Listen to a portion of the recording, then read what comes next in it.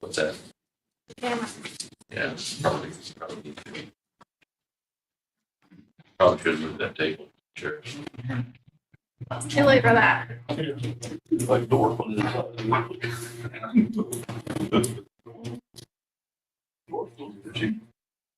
You want it in closer?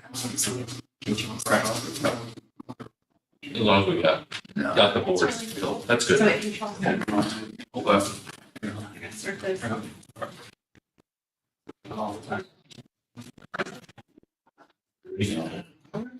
Okay.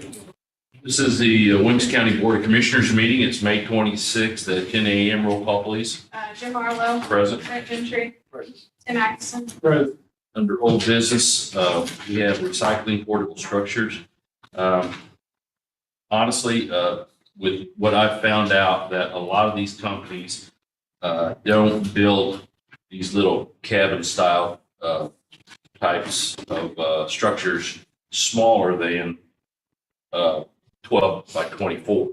That's what I found out. Why? I have no idea. I contacted Cook. I contacted the other place out of Energy. I could live in this one. You Yeah, like this, one? I could live in it. Oh, yeah. but But can you live with it? That's the question. so in working with Jara Slope is her name.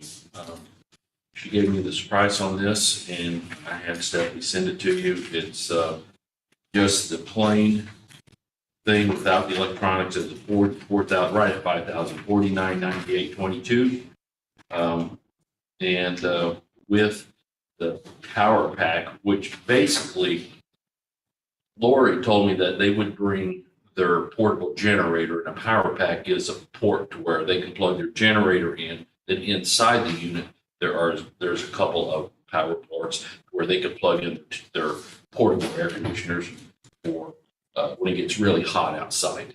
So that way, then when they're done, when they get ready to leave, they just unplug it, take the generator back with them, and lock up.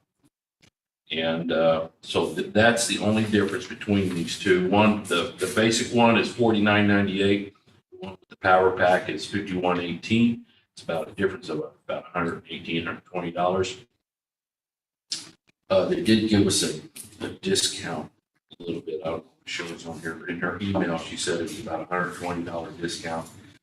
You can see that a lot of this stuff they're given free. Let's see here. Oh, it's confusing. Oh, I see what they're doing here. Okay. So they're giving $120 discount. So it's $4,998 with the power pack. That's what it is. Okay. I thought she gave me two different options, but it looks like 5118 is the building with the power pack. But the second quote that they've given is 5118 minus a discount of 120, so it's 49.98. That's the way I take this. Is that how you see this? You asking me, Jim? Yeah, or anybody. I guess the question is what is the ultimate goal here? I mean, when she first started out, she just wanted to keep them out of the weather. I was thinking just like something that could be under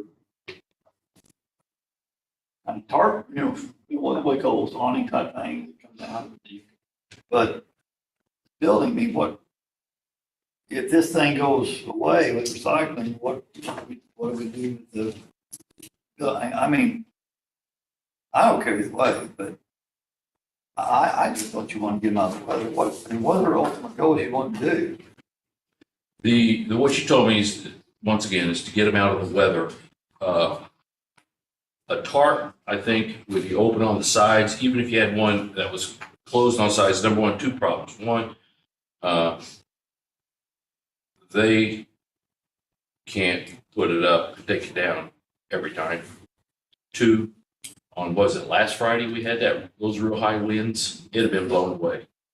I mean, those were some heavy winds. This basically keeps them out of the weather whenever it's cold in the dead of winter. If it's sleeting, raining, whatever, tarp on the would be open on the sides. There's no way you could heat that. And plus, we are talking about as far as putting things up and taking things down, talking people that may have some disabilities of one sort or another, that it would be a little difficult for them to do that every single time. Plus, like I said, when you get some high winds, it's just my opinion, I don't think that's going to hold up. I really don't.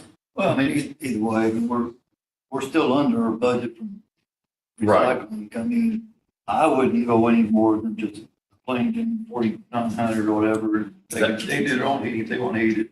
Yeah, and that's what they're going to do. They'll bring in these little portable, like my idea was they bring those ones with a little cylinder, with a heater like you'd see in a goose blind or a duck I blind. saw it like up to 8 weeks, something like that. Yeah, and that's the way it is That's with where everybody. She'll Everyone I talked to said it's going to take that long. like that. But this is a local company as well. Yeah. So, and that's one of the reasons why I kind of lean toward them. And as far as coloration and everything, I think there's not going to be any portrayals. I think there were some photos showing what they could do. Just post. It's just, I said, just whatever. Just post. But it gives them an area to stay out of the weather when it's inclement. And to answer your question, what if recycling goes away? I don't see that going away, number one. Number two, Well, if it does, not that, but Yeah. if if it does, well, we could always sell it. I don't know, maybe even sheriff's office, if push comes up, need anything like for any kind of, highway department. If it's the case, or Use it for probably Santa. animal control might. What was it Stephanie said? Use it for Santa's Santa's house. Santa's house. Yeah, You can do that. Because you're going to get to 49, whatever it is, that's fine. 49.98. Can be done with it. Want to make a motion on that? I'll make a motion. Go with the least expensive one there. And this is a one-time charge. We're still within our recycling budget, There's no tax, and this could and be, there's no tax. go ahead. Yeah, that's. I'll second. Jim Marlowe. Yeah. Brett Ginger. Yeah. Tim Atkinson. Yeah.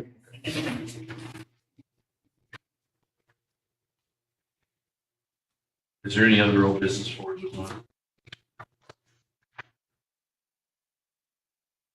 Okay, under new business. Okay, the request for additional funds for jail healthcare. Any alternative? Last year, we signed a contract with correctional health care. I think it was $167,000 for the annual, it was right around $167,000 annually. After we signed that at the end of November, toward the end of January, they sent us a letter telling us that they were going to increase the charge for our health care another $36,000, which would have made it $203,000 and change. We responded to them, told them we didn't think that was right, that they should honor the contract. But there's a language in the contract that says they can terminate our contract with the 90-day, no cause. They can terminate our contract, and they did that. The way it stands right now, our healthcare provider will terminate our contract on June the 8th, which means we'll have no healthcare service in jail unless we pay the extra $36,000 and change. I think that's what we need to do right now and get us through at least the end of the year. Then you can reevaluate or rethink options. Did they give you any reasons to why they increased that? COVID expenses and price for the nurses goes up. I mean, this is significantly higher than inflation. It's about 21% over the 8% that we're giving them. And they were an increase last year over the previous year also, so when we budgeted for 22, that was an increase of 21. But they kind of got you. They got the only show in town pretty much, don't they? I researched and looked for other companies that would supply us with their medical health services. And the only one that really made a bid with us was another, I think, $24,000 higher than what the CHC has, so that's all the two options right now. Well, it's kind of a no-brainer. Yeah. You go the lowest amount, $30-something thousand to get us through this rest of this year, and it is COVID related. It's paid out contingency, and it could be something that ARPA could be looked at. Yeah, if they said it was ARPA related, or I mean, the COVID related. The reason for the increase was due to COVID. I think the availability of nurses, I guess the nurses, they're hurting for nurses right now that haven't paid premium price for it. Yeah, I think it's qualifying. I think it's, we pay it, and hope people get it back. We have to have Yeah. healthcare service in the job. Yeah. That's an, Yeah, we have to. can't go without health. And what was that, was it 30? What was that number? 1,300. I don't have. Was that number accurate that you sent us an email?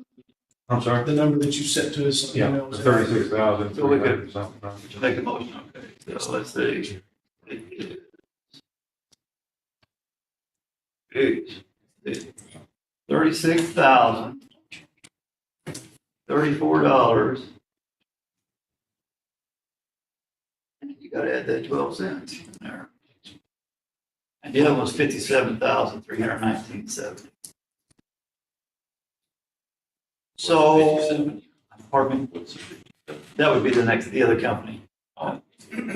So this company's called Correctional Healthcare, Yes, DHC. Well, I'll just make it simple. I mean, if everybody kind of agree, I'll make a motion. We do. Yeah, Go the least resistance and try to turn in ARPA until we get. yeah. All right, I'll make a motion to continue the healthcare with advanced healthcare. correctional. Pardon me? Correctional health care. Correction. Correct. The one above it, that too, scratch. Correctional healthcare, CHC, $36,034.12. Second. Jim Marlowe. Yeah. Brett Gentry. Yes. Tim Atkinson. Thank you. Appreciate it. That's painless. Benny, does that have to be paid like all at once? Or are they not, I couldn't hear you. do they have to pay, you have to pay that all at once? No, it's a monthly. Monthly, just the increase of that. And that'll go into effect April 1st of 2022. I was just trying to figure out if the ARPA stuff, if we pay it out of contingency, or you do an appropriation transfer contingency over that line item. We can use contingency right now, then if we can use ARPA, then we'll I think I go can, that. I didn't ask I think I her. can reimburse that. So I we just heard her should, go ahead. I just may have to get some information from you. Right. Yeah, The yeah, request. we'll go ahead and do that. So, Okay. there you go. Can we not- There you go, Brett. Right now, Copy we're on talking everything about else coming out of if you like. contingency. I mean, Go ahead, Steve. That's fine. Can we not put that in, that one fund that we set up for ARPA for, just general costs of processing ARPA? Well, it's not really administrative. No. We should. Right, just I curious. think we can, I mean, it's for public health and safety. Right. So, I mean, we can probably, we'll just have to Okay. write something. All right. I think. Yeah, we'll have Stephanie go on the website, fill it out. We have to go back and pay from April. That was my understanding, right? That's the whole thing. That new charge went into effect April 1st. So we've been not bickering, but just discussing it back and forth. We don't think it's fair. They Oh, I don't don't know throw either. everything. They gave us an increase for the new contract. They should. But they do have a no cause clause in the contract where they can terminate our contract with a 90-day notice. That 90 days is up to the day. They've got you over the barrel. Yeah, oh yeah, they got it. Okay, we'll try to recoup that money. All right. You guys need anything else? I got stuff I need to do if you don't.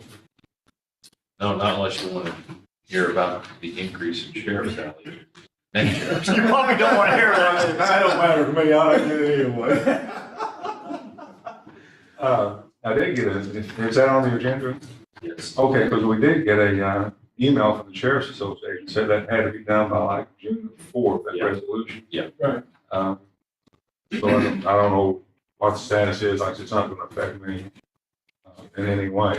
Right. I believe we have a resolution. Yeah, you got a resolution. Take care of it. Oh, okay, cool. So, all All right, I'll get out of here. Thanks, guys. Okay.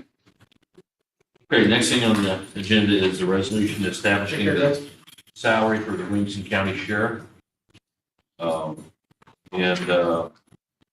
This is something that's out of our hands, really. The Public Act was enacted on April 19th of 2022, and it amends the county sheriff salary. And it says that the county sheriff, the incoming sheriff, either that's appointed or elected after this date, will receive not less than 80% of the salary that's set for the state's attorney. To be clear, the state says that they're going to reimburse the county 66 2/3% of the total annual salary to be paid to the sheriff. But that will be payable monthly by the Department of Revenue out of the personal property tax replacement fund or the general revenue fund of the county which sheriff is elected or appointed.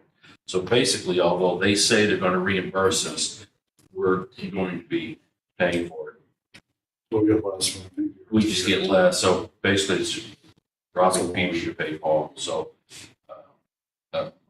but it's going to take effect, I believe, July 1.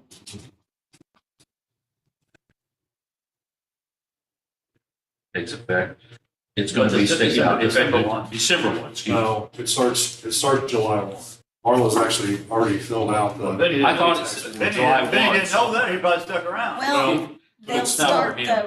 they'll start the reimbursement at the current salary Yeah. in this July, and then when Then it's you gonna do go- your new Oh, okay. You got, budget, you have to do So the I saw that the effective 80% December 1. at that one.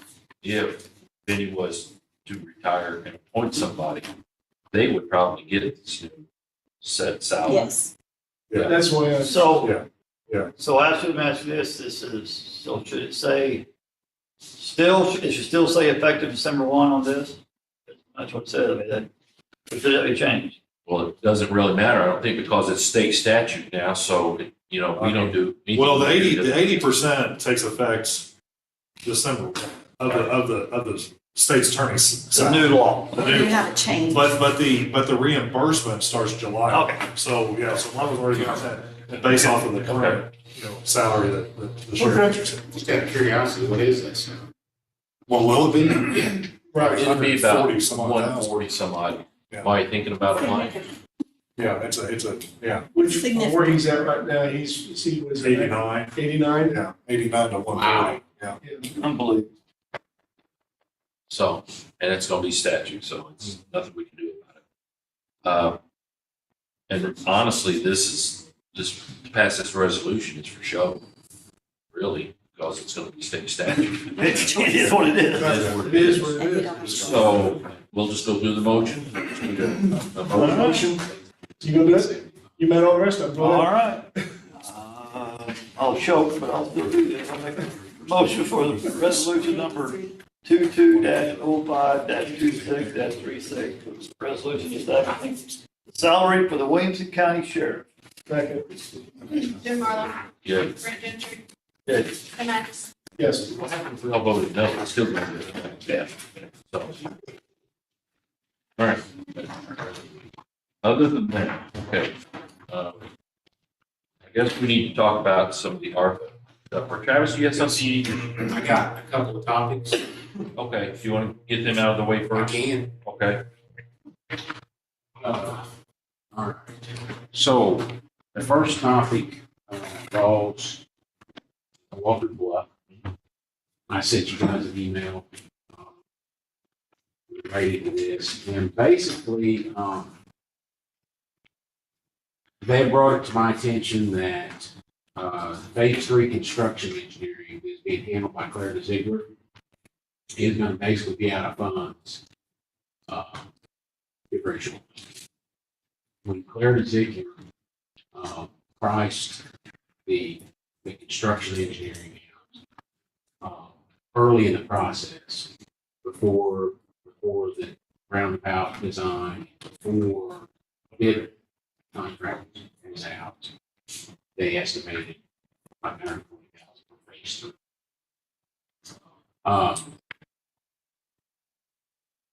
Then the roundabout was added to the project, and the project cost went from 3 million for the roadway to 5.3 million. Due to construction costs going up everywhere. Typically, they range in the 5 to 6% for consultant project inspection, phase 3 inspection.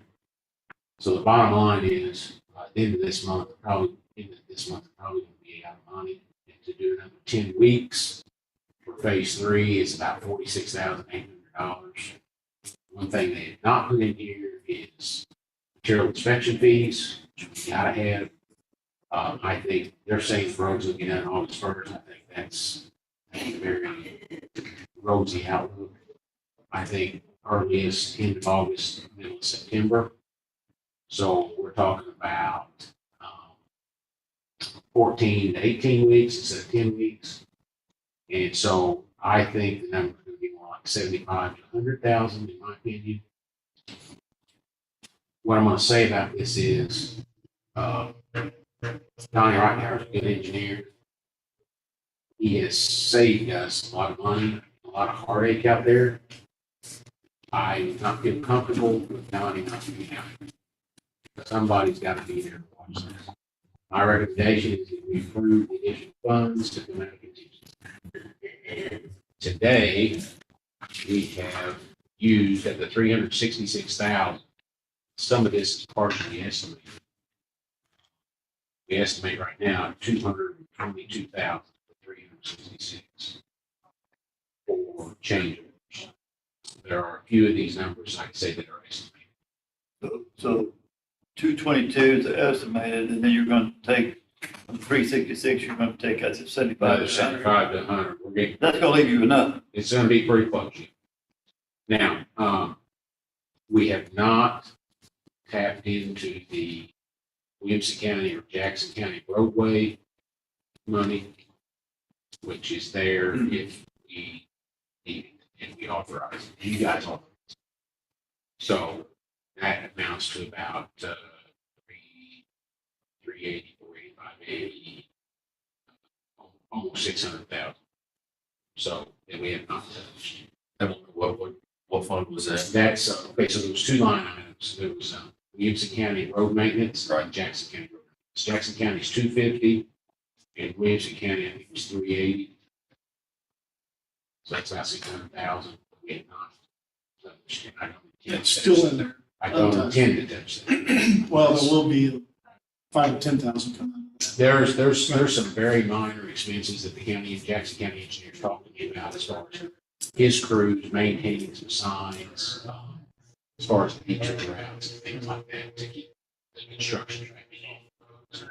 And speaking of construction traffic, I have not had, I sent you guys an email, I have not had another 20 cents in.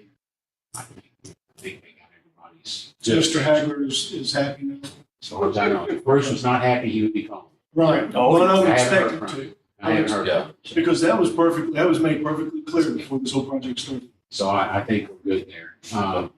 I did do a final inspection on Vermont last week because they finished everything up for that. We have accepted the maintenance of that along with Baxter. Well, my letter was very clear that we're accepting the maintenance of that back along with Baxter Construction until the casino is completed. Because we have that line item in there, something needs to be done to address it. And they seem to, so that part of it's done. The Vermont water line is done. So I think we're approaching 60% now. So And once again, they said they were going to be done August 1st. the road, The roadway. I don't personally see that happening. Well, we're hoping that they're done. I hope they are. I hope it goes very well, but I'm looking more like mid-September. So, okay, so anyway, I guess I just need a nod or something that you guys are okay with. The other issue. Issue number 2, Baxter also in that email requested that the original forecast for general conditions, which I'm to be honest with you, we approved a certain dollar amount for general conditions. I don't know exactly what's in that. It was just part of the agreement. I think it is basically their time monitoring the project. They were originally 543 during negotiations. We took that down for 100,000. And then on November 29th, they sent a letter to the board, basically disagreeing with our values. We had a discussion at that board meeting about that. And we respond, and they basically said that they wanted the general conditions to be, actually, we were at like 375. They wanted the general conditions to be increased to 400. Right, they had asked for that increase. They had asked for that increase. And we, in turn, sent a letter to them dated December 21st, agreeing to that number. At that point, they knew what the bids were. They knew about the roundabout. They knew the whole package. They accepted that number. My recommendation to the board is based on their November 29th letter and our response, December 21st letter, agreeing for it. We tell them that's it. That is it. Yep. Okay. All right, so I guess I just need a nod on those two items that you're okay on it, and then I will prepare an email back to them that's responding to these, and I'll talk about You need one nod like this, or you need, I just need you guys all Do say one for all three of us, Brent. I just need you guys to say I'm in agreement. there are 6 of them. All right, everybody's in here. All right, let the record stand that the board's in agreement. Okay. Sounds Okay, good. so that's the first issue. I thought that was the second issue. Well, that was the second issue. First You issue. only get 2. You say you had 2. Okay, now we'll move to the Williams Energy Mine in Thompson. So I get a call from the mine a couple of days ago, informing me that they're going to start trucking coal from the mine on Liberty School Road, down Liberty School, across Corman, then up Thompsonville, up to the Aiken Mine. The Aiken Mine is currently idle, and they've got a wash plant up there that can prepare this coal. So I'm like, wait a minute, guys, we need to look at this because this is not part of the original deal. And so I asked for some information. I want to see maps, where they were going, truck counts, what they thought they was going to be, how long. Didn't get anything, called them up. And they're like, well, everything by law, everything's an 8,000 pound right. And I'm like, yeah, but what you don't understand here is these are not designated truck routes. And yes, they are 80,000 pounds until I put load post. I said, so after about 2 days of pulling numbers out of them, I finally got that they're saying 75 loads a day for a few months. I don't want to say I don't believe them, but I think if we give them a year over use agreement, it says that's what they're going to be. It's going to turn into 100 loads a day, 150 loads a day. So basically, Thompsonville Road is an oil chip road. There's 3 miles from Corinth Road to the county line. That is a county highway, so it's under the county board's jurisdiction. It's not township, right, jurisdiction. It's an oil chip road. In my professional opinion, it will not withstand 75 loads a day, 80,000 pound loads a day for 3 or 4 months through the summer. And I think that there needs to be some improvements. So the first thing I'll tell you is in June, we have a letting where the first 2 miles of that will be improved using TARP funds. So we'll be using our federal allotment, $550,000 with the federal STU money, SDR money, and TARP. The county won't be out. They'll be out very little on this, except we're using our federal money. Then that leaves a 1 mile gap at the top between Franklin County and where our project is. The reason we didn't include the TARP money all the way through is because there's 2 curves up there, 2 90-degree curves that will not meet the standard required for TARP.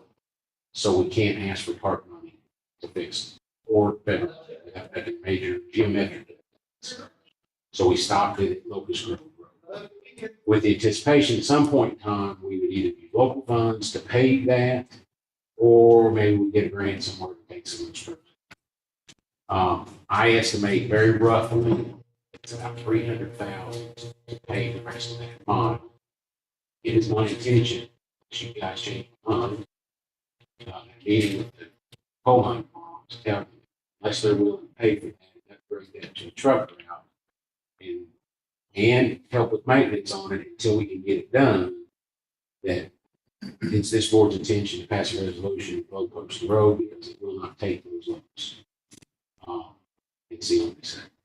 So, And then if they did that, after they're done, any damage, they're gonna fix that too. yes, that will be part of it. The road use agreement will say, number one, okay, so the first hurdle we've got is how we handle these 75 trucks a day back and forth while we're paving the first 2 miles. This TARP money has to be spent in fiscal year 24. Otherwise, we have a chance of losing. I don't want to lose it. So we're going to have to pave it while they're running, or we're going to have to say, hey, cut your trucks off for a couple of weeks, let us get it paved, and then come back. So that's the first hurdle. The second hurdle is we would have to get this last mile designed and then get it paved also. With the projects that are going on right now, that could be a hurdle. So between now and getting that paved, they're going to have to be responsible for any damage. And then after it's paved and approved, hopefully there won't be any damage, but if there is, they're the only ones using it for truck. So it's basically a win-win for us because we're not, either they can accept this agreement or you're gonna lower it, cut them out completely, Yeah, or they can pay it and fix everything on the. All right, so let me give you a little history of what's going on. They're selling coal to a very large volume of coal. They can't process it into the plant quickly. So that's the reason they're trucking it up there to process it. There was one very veiled reference to jobs. So that would be the next thing, and it's, I want you guys to be very aware of that. They're saying if we can't get this coal up there, we're gonna have to cut our production back. I told them, every conversation I had with the coal mines, the first sentence out of my mouth is, I'm pro coal, I'm pro this development, I want you to keep mining, I want you to make lots of money, but I have to protect the interest of the Williams County taxpayers. Absolutely. That's the word right there. Absolutely. We're worried about the tax dollars. Whatever they can do, that's You their can business. apply that to every business. They'll use that, so what? I want them to know that Sure. this county board and myself personally are very pro dig that coal. We want to see you be successful. But we also have a road My whole to tax. family's a coal miner, but that's, So- who cares? So anyway, I'm supposed to meet with them at 8:30 in the morning.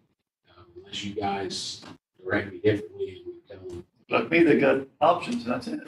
Yeah, and the other thing is too, this 550,000 we're spending on our STU money, that's money that can be used on any other federally eligible road in the county.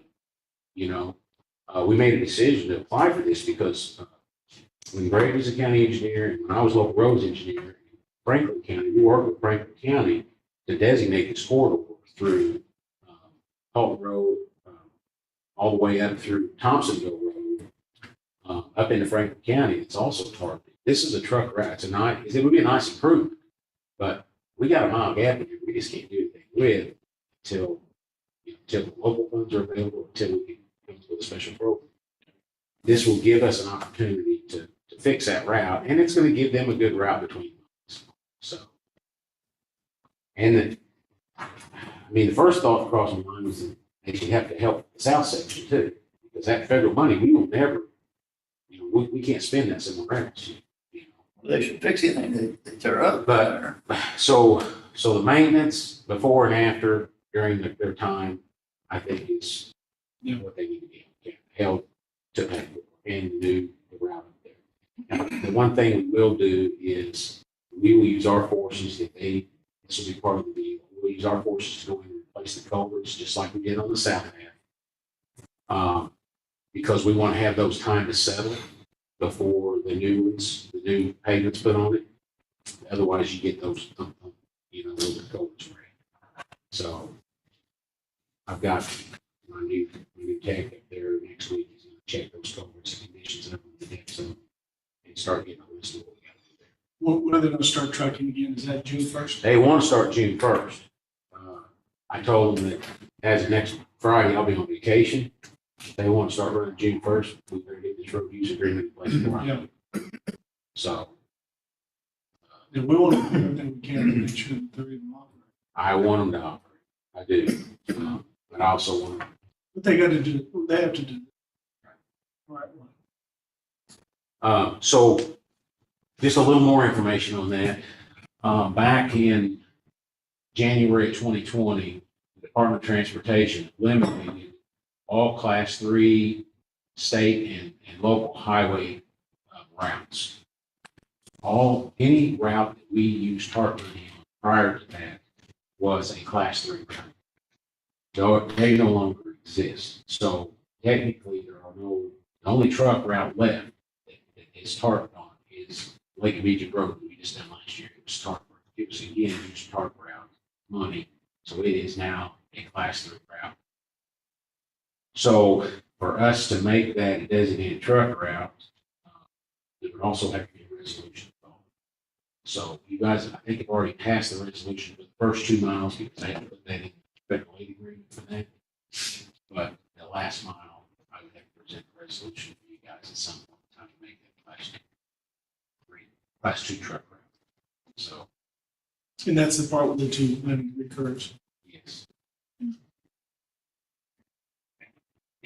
You know, like this, to take those curves out, that's a 4 or 5 year project.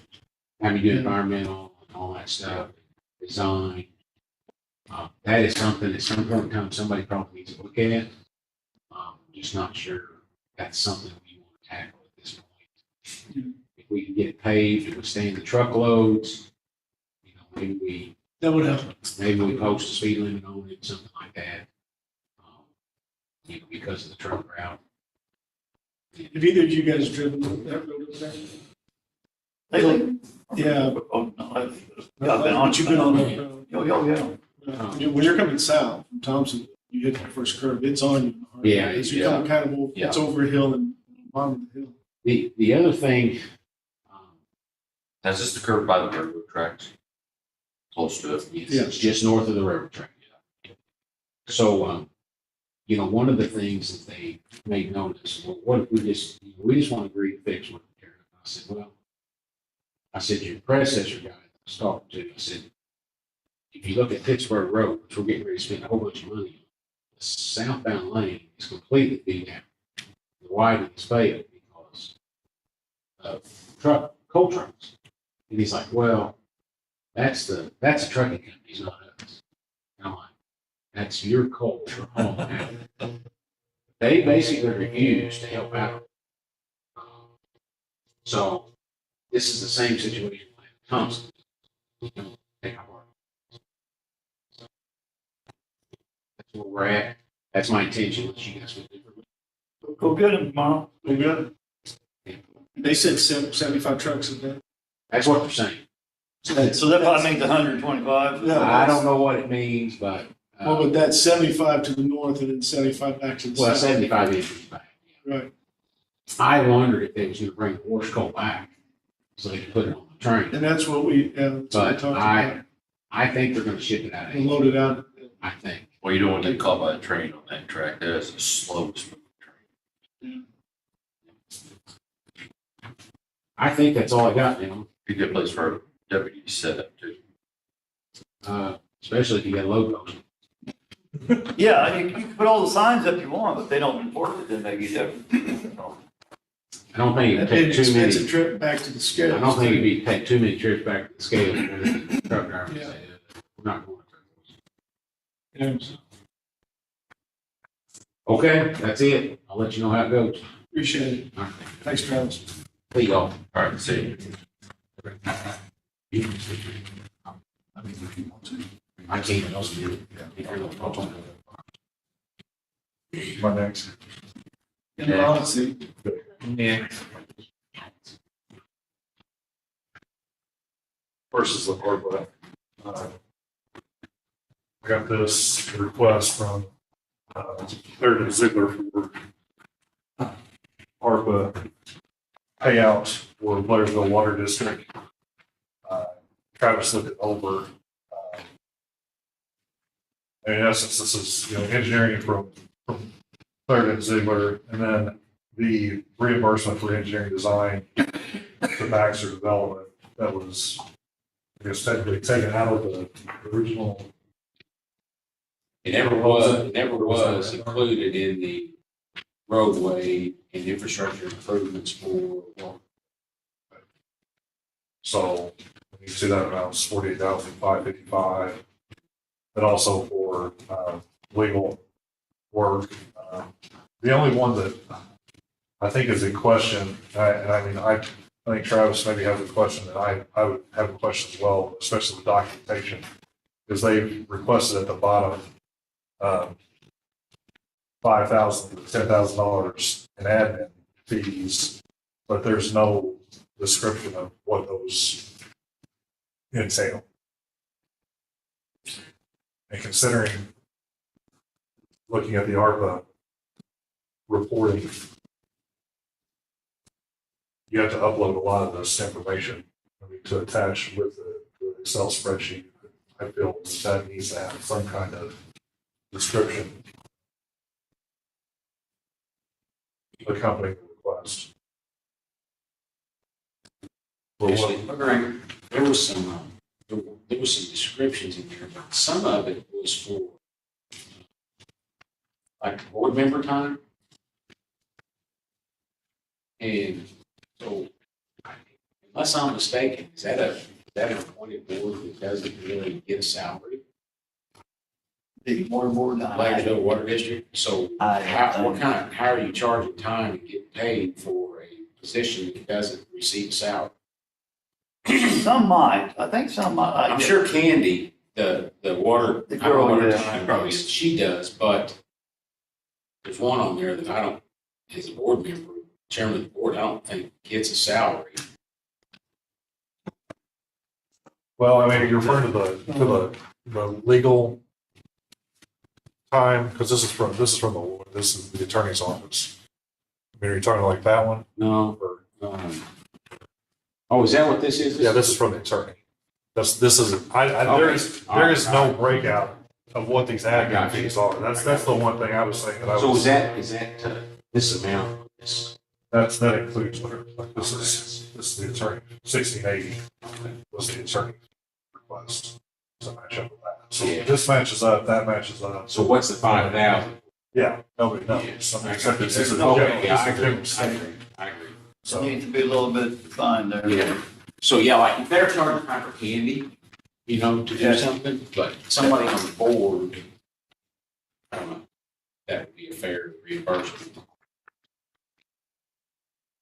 Okay. You're gonna find out what that is? well, I can, I mean, I guess what my question is there would be two options. I mean, you can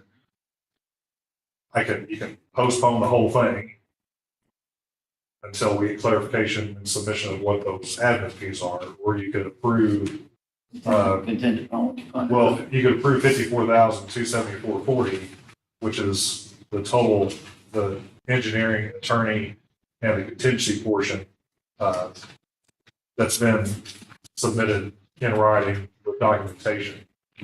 And then hold off on the 5,000. So that way I mean, I honestly don't know. I mean, obviously, the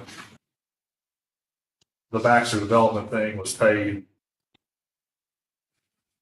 I'm assuming several months ago, so they're waiting for their reimbursement. The bill from Winters is from February.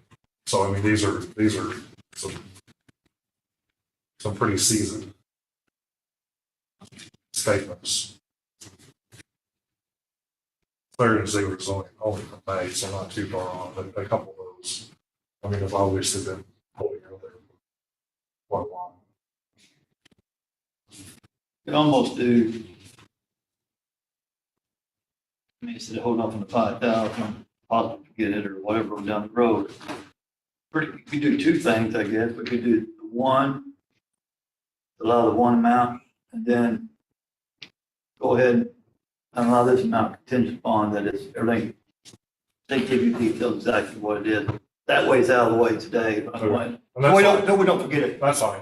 I mean, that's how you want it. So what was the one amount for total amount for the first? Well, 59,274.40 is the total request, Okay, and the 5,000. but the 5,000 is included in that. So, I mean, you could basically approve 54,274.40 to be paid, and then the 5,000 is contingent upon receiving documentation or satisfactory documentation of those administrative I think hours that's the way spent we need to go. to be presented. Well, back. just say slip through the cracks, you know, 54,274.40, and then plus the Plus the 5,000. five. Okay, Travis, did you have something you want to say? I was just gonna say, that, in dealing with Baxter Construction, I do not authorize payment anything that is not. If it's not documented, I'm not authorizing. So are you So I saying mean, it's that up to you. This is we a should- board decision. I'm just telling you, consistent. Well, it's you want me to get a a paper? very good way to track. I mean, anybody can submit anything really. for So them, it's the best way to track. we need, All right. I agree. I think we do need some sort of document. Okay, so you want me to ask Claire for some kind of paid invoice? Yeah. for that Let's just amount? keep it all up and above. Okay. So we'll make a motion. We'll do two contingencies. Okay. Okay. I'll make a motion to release 54,274.40 contingent upon that you get the paperwork that you need, Documentation. documentation from, And from And Blair, then, and from Blairsville regarding the admin. and then the extra 5,000. well, that'd be a second. You want to do it on the same one? Or I'll separate them. Do them separate. Yeah. Okay, so the 54,274.40, that's a motion for now. Second. Jim Marlowe. Yeah. Brett Gentry. Yeah. Tim Maxson. And then I'll make a motion to give you authorization to release the administration fees 5,000 only if you get it broke out exactly what it is. And that'd be contingent basis as well. To Documentation. clear the super, documentation again, right, documentation. Yeah. So I can contingent again. Jim Marlowe. Yeah. Brett Gentry. Okay. Tim Maxson. Yeah. Okay, I'll get back to them on that, that's not a problem. Okay, one other thing for budgeting wise, just because I think, not only you have to remember back, Port Security Fund, you only sell, well, I gotta clarify this stuff with Brandon, and, you want me to go to that first and then? Well, just in a nutshell, Steve Green, we all received the letter from Steve Green that we originally, the intent was to help out the backlog of court cases. Steve Green has sent us a letter saying that he was going to be in charge of it. Now he's kind of backed out and said it'd be more appropriate to use it, give it to Brandon and to move forward with it. So we're in the process of figuring out what would be the best solution on it. And Steve originally was supposed to, I'll just throw out my idea real quick. I mean, we can discuss it or we can just wait table it because we still need to talk to Brandon. But I think the idea originally was 150. Richard told Brandon that this was the idea from Steve. Brandon requested 180, which for the backlog of court cases, I mean, we can all decide what the appropriate amount is on that. I don't care. But I was thinking, so Brandon at 1.2 was talking about maybe using some of this money, ARPA money to pay rent. And that's one of the questions. Can it be used for rent? We're not sure. We're leaning toward that it can be. So get back toward the original intent to help out the court cases. I want to talk with Brandon, and it's just an idea is all it is. You guys can have totally different ideas. Dividing it up equally, whatever we give to Brandon, to Terry, and then Steve. I also told Steve originally, figure what it would cost to increase a little bit of money for jurors, and I don't know what that figure would be. But then we appropriate that equal amounts to Brandon for contract prosecutors, equal amounts to Terry for contract defenders, and then whatever little bit for juror fees. And then we are in control of that money as to where it's spent, and not to be a little bit of it used here for this guy or for that guy or for an employee or whatever, just because the original intent of this board was to help out with Steve on the backlog of the court cases, and that's where I think we should stay focused on, is just helping out with that. But we need to talk with Brandon and with Terry. And what I'd like to do is set a meeting with Terry, Brandon, and Steve. Steve's gone this week. And then say, listen, this is an option, I agree just an with that. option, I agree with that because. unless you guys got something better. On every single ARPA application you take it, and every single dollar we're spending, there is a listing of what's going to be accomplished with this money. Yeah. And I didn't read that in the ARPA application. How many? What's it going to look like? What's money is spent? Have we actually cleared these cases, or we bought office furniture? Yeah. Or have we paid for a board attorney that may not be what ARPA should be used for? Okay, I'm not voting on. I can tell you why I'm not. I'm not going to vote on giving this money away until we have some answers on that. That's just my opinion. Well, I'll follow pretty much the suit. We You think so? did this with Steve because Steve has been more than gracious to this board Right. over the last couple of budgets. And Steve was very clear when he came and he Very. approached the board. Very. He said, we are going to clear out these types of cases, and this is what it's going to be, and it's only going to be for 4 He months or 6 months. didn't exactly say how, but he did say that. But we had a vision on what it was going to look like after the money was spent and what we were actually going to get for our money. We knew what we were going to see at the end of this. Yeah. Court cases were going to be cleared.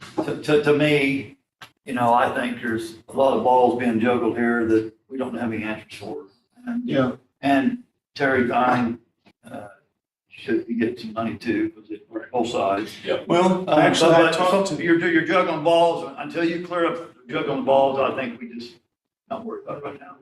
I did talk to. Until we get a better idea. Yeah. No, I agree. I did talk to Terry Thine's office, and it looks like they have sent over an application. I've not read through it. I haven't had time to read through the application yet.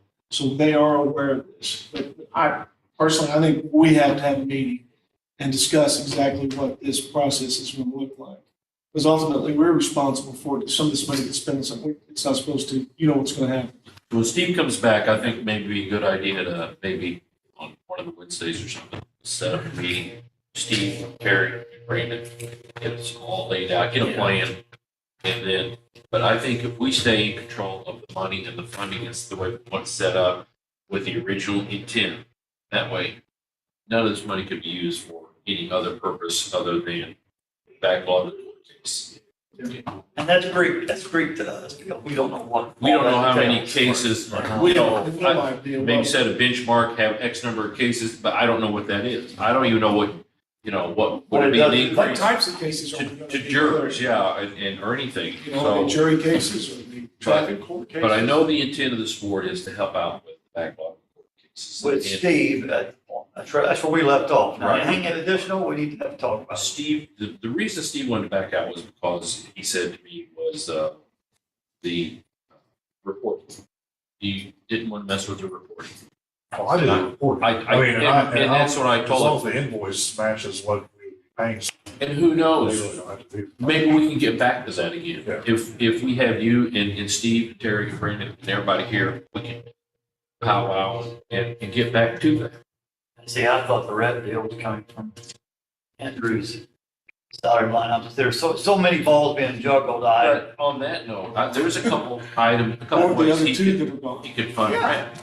Yeah, I had talked to Brandon about, we could make a new line item in the budget for, contract civil attorney or something like that. It saves money on down the road. Or something, or you pay out other things for red out of contingency, because there's not a true legal line, most of that comes out of contingency, so you could continue to do that same thing. You could do the appropriations transfer from the ASA line item of the two that are left and move that per month amount into contingency to offset that. So, there's a lot of things that could be done. Yeah. So, But the cost of rent should be coming out of the budget, should be coming out Yeah. of ARPA or any other funds. Right. I don't know, because it's not, you're not replacing. Right. Like, you're not getting up to like a pre-pandemic level. That was already, it was right. and so we all basically just want to make an effort to work together on this and with the same goal, same intent to help out the backlog of court cases, and that was our intent. Yeah. All right, that's what we'll do. We're on the same page. Everybody's on. Anything else? One last thing. So I don't know if you're. You only get two. But go ahead with I didn't say two. If you remember back to when we were budgeting, there was a discussion about the court security fund Okay. and that it was going to have a death date. Well, Right. that date's about here, it's not already passed. So here's two proposals. You got $50,000 that has been budgeted in the gen fund budget to transfer from gen fund into the court security trust fund. So hopefully carry us through till To the end of until the end of this week. Tim and I started looking at some things and doing some research and seeing how some of the reimbursements have been made from court security and all the other standalone funds for reimbursements. And kind of noticed that workers' comp has been reimbursed by the court security trust fund, put back in workers' comp fund. But that workers' comp fund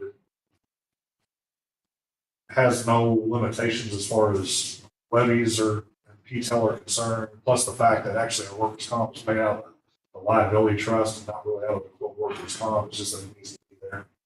So there's about $35,000 in that account, and my thought was to look at transferring the $30,000 out of that trust fund over into the court security fund. And then the other option would be to then take $20,000 out of the gen fund and make up the additional 50. Or looking further and drilling down through all the other trust funds that we have, there's a significant amount in our unemployment trusts that we don't really use. Between the people that have left and with COVID and state wiping that out and everything else, plus the ones that usually leave, or more so with the highway actually reimburses us for that. We could probably transfer $20,000 from that unemployment trust and put it in the court security trust to make up the $50,000, and still have $50,000 available, in our gen fund for other things. Let me back up. So you had $50,000 budget for court, why, that's out, or Right now, where it's, you had that? well, it's appropriated, but we've not done the transfer. Well, why don't just do the transfer, be done, clean it, in that cleaner, then all this zigzagging Well, I mean- around? You're gonna take $50,000 out of the gen fund, but you don't necessarily have to take out. Well, you start messing with work comp, But but like I mentioned, so the work comp trust is basically in there and set for in name only. Because if you were not to levy for that, at least, $100 or whatever, that levy goes away. Then you have to put it back on for referendum. So you're gonna leave like some amount in it, but the workers' comp, like insurance, the actual premium is not paid out of that account. It's paid out of our liability trust. let me back up one more time, just make sure I get my head here, so you said that it come out of the gen fund, okay, well, if it's budgeted, what am I missing here? If it's budgeted, then it's budgeted. Right, but if you don't use that money, then it's either reserve or you can use it for something else throughout the course of the year. So I think what he's saying is there may be another fund that we can tap into, Yeah, you tap into those two Before we- funds, before and then, we and then use you, it. then you, a fund that. we either may not be increase our used. reserves by $50,000, you have $50,000. I understand what he's saying. Right, but- yeah. Yeah. So, okay, and I can, I guess I'm on the same page here. So we take what, 30 out of that work comp trust fund? yes, Okay. And 20 out of the unemployment trust fund. And 20 other. Okay. To give you 50,000 total. And the work comp trust fund is for what purpose? Well, it's just there, basically. Where does that money go? Is that So- ever used for anything else? It's not used for anything. It's not, it doesn't go in. Then I think, Because again, it's all of the work comp claims and premiums are paid out of the liability trust. so basically, it's kind of like cleaning up our funds that have amounts, balances that aren't used for Right, anything. right. And putting them to work And in essence, without using. what the we're doing is we're in essence reimbursing the court security fund for all of the reimbursements that they have done over the past, like the past 5 years. Or maybe it's 20, either way, but there's like $9,000 more in premium reimbursements that court security is given to that work comp fund. What's actually in that work comp fund? So, I mean, it just doesn't get used. You know, for What is the cleanest way? And here's what I'm getting at. For years and years and years and years, you know, we have money hidden underground. We buried it. Right. You know the saying, they say. So now people say, well, you got 30,000 orders sitting there, or 20,000 sitting over there. We could use that for salary. We could do this for budget. So, you know, they always say, oh, you've got that money. You've got that money. Well, so what's the cleanest way? Well, transparency wise would be to take out the trust. Because the Take out trust, the trust. because right now the trust money is not included in the agenda. What, So, Right. I mean, those are restricted funds. one question that I have is, can this money be taken out and utilized like that? Yeah, because I've got the documentation of all, I can pull 10 years worth of reimbursement claims that all have unemployment and So essentially, we're just reimbursing. we're just reimbursing the money that's been moved from that court security trust fund into those two respective funds. We're just now moving it back into that. So And then moving forward, after we had started to look at this and as we saw the court security, Yeah. having a diminishing balance and was not going to ever be able to catch up. Now on the reimbursements that we send to the sheriff's office, it doesn't include workers' comp at all. We wiped that off. Actually, I think I wiped off unemployment as well. So the best way to take it out. Yes. Just a second. And Travis, that provides- Travis, you have a comment on this? I got a question. So we've got a unemployment trust fund, correct? Yes, Regarding you said, yes, you made a statement about highway department reimbursement. yes. So historically, looking at past budgets, we've not paid that. This last year also, we started getting bills for it. Well, if we researched that, so I guess it had, you had been in the past, and then whenever all of this COVID stuff happened and everything else, the state kept wiping out all of the claims, so nobody had to pay anything. And now all of a sudden, the state has now changed that back, but you do have to start paying for those claims. So what we did, I think in your instance, we forgot to start sending those to you, whatever, 6-8 months ago, first happened. So that's when I think we gave a list of them to you on, but I think it was only 3 or 4 people. Right. It wasn't very many, but the reason why there was a gap there was because the state kept wiping out. So We had a giant does- credit. Does everybody pay? Well, we levy for unemployment for, all the departments. But you guys are somehow different because I guess you've always paid your unemployment and reimbursement. Because all of that's done, through, because you have all the salary, you reimburse all the salaries and everything for all of your employees. That's the way that's the way it's been done. I'm not sure if I've got it exact. I don't know if I got it exact. It sounds to me like we're paying and nobody else is.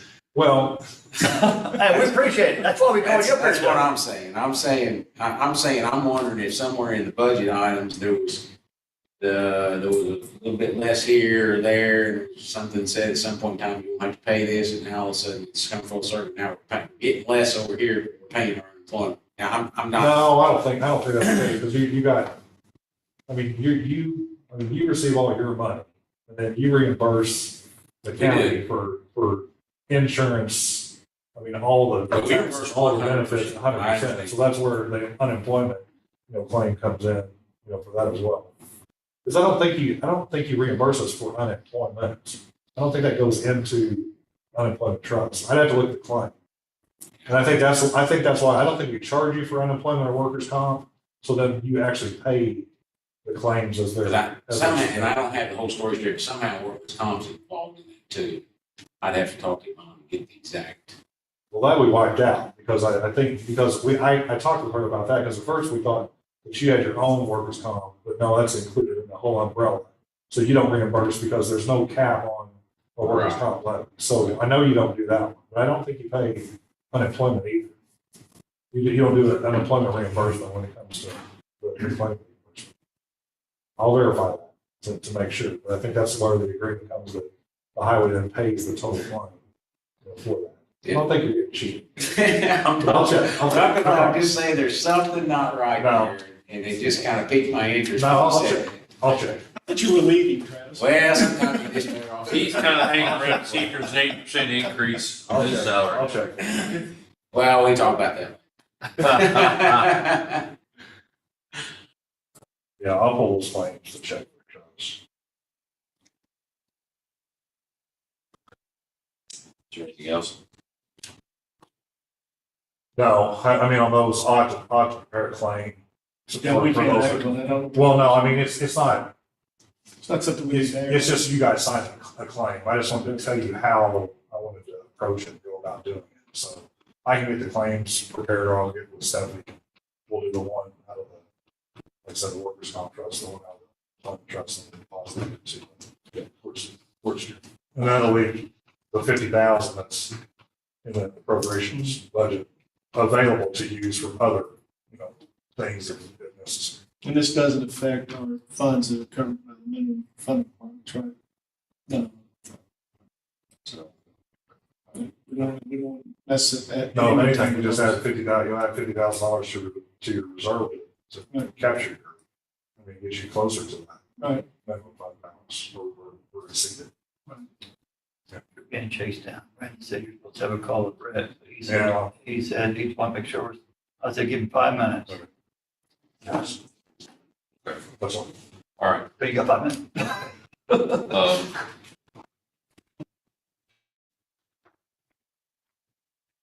One thing I'd like to bring up, an issue that I think we need to address in the future, concerning the liquor ordinances and some changes that we need to make on this.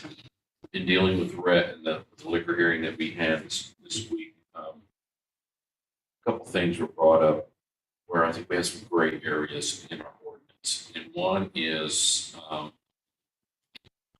people that, for example, if a place just has a bring your own beer. Okay. How do we handle this? Right now, the class that we, I think under the ordinance state that if, and this may not really relate to this, but if 51% of your sales is food driven, then you can have people come in that are 18 years old, under 21 years of age, and they could be an employee of the place. Examples, O'Charlie's, Lobster, Applebee's, any of those places like that. But on certain places, where we all know where just what we dealt with, theirs wasn't 51%. And so it was more classified as a bar, and you had to be 21 to enter. Okay. But a place that is a commercial bar or whatever, that has a Class A license, and if for some reason that was revoked, hypothetically, if they were going to have an event anyway and have to tell people to bring your own beer because we don't have a license now to sell beer or sell alcohol.